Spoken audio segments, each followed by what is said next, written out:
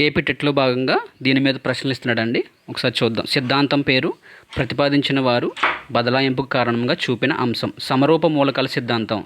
దీన్ని ప్రతిపాదించిన వారు థారంటైక్. సమరూప మూలకాల సిద్ధాంతం ప్రతిపాదించిన వారు థారంటైక్. సామాన్యీకరణ సిద్ధాంతం చార్లెస్ జ్యూద్. దీని అర్థం ఏంటి? రెండు అంశాల మధ్య సూత్రము లేదా నియమం అర్థం చేసుకోవడం. గెస్టాల్ట్ సమగ్రాకృతి ట్రాన్స్పోజల్ సిద్ధాంతం. దీన్ని ప్రతిపాదించిన వారు వెడ్డిమర్, కోయిలర్, కోఫ్కా.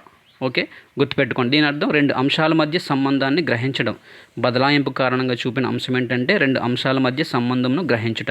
ఆదర్శాల సిద్ధాంతం డబ్ల్యూసి బాగ్లే.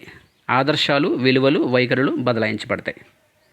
సో సమరూప మూలకాల సిద్ధాంతం థారంటైక్, సామాన్యీకరణ సిద్ధాంతం చార్లెస్ జ్యూద్, గెస్టాల్ట్ వెడ్డిమర్, కోయిలర్, కోఫ్కా, ఆదర్శాల సిద్ధాంతం డబ్ల్యూసి బాగ్లే.